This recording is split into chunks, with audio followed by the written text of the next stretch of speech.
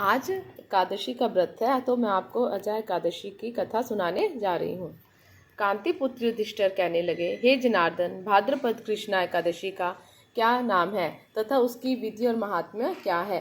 भगवान श्री कृष्ण कहने लगे कि सब प्रकार के समस्त पापों को नाश करने वाली इस एकादशी का नाम अजय एकादशी है।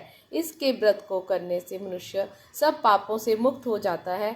जो मनुष्य इस दिन भगवान ऋषिकेश का पूजन करता है उसको अवश्य वैकुंठ की प्राप्ति होती है। अब मैं इसकी कथा कहती हूँ, सो ध्यान पूर्वक सुनिए।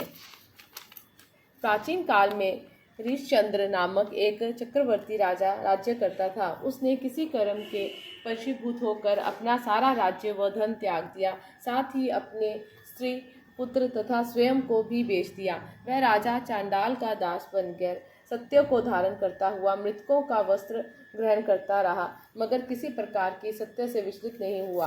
कई बार राजा चिंता के समुद्र में डूबकर अपने मन में विचारने लगता कि मैं कहाँ जाऊँ, क्या करूँ जिससे मेरा उद्धार हो। इस प्रकार राजा को कई वर्ष बीत गए। एक दिन राजा इसी चिंता में बैठा हुआ था कि गौतम ऋषि आ गए।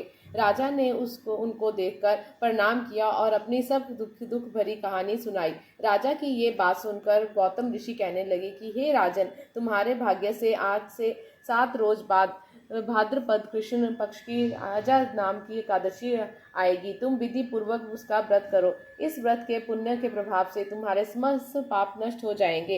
इस प्रकार राजा से कहकर गौतम ऋषि तो उसी समय अंतर ध्यान हो गए और राजा ने उनके कथा अनुसार एकादशी आने पर विधि पूर्वक व्रत व जागरण किया।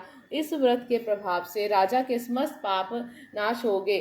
स्वर्ग से बाजे बजने लगे और पुष्पों की वर्षा होने लगी। उसने अपने मृतक पुत्र को जीवित और अपनी स्त्री को वस्त्र तथा आभूषणों से युक्त देखा।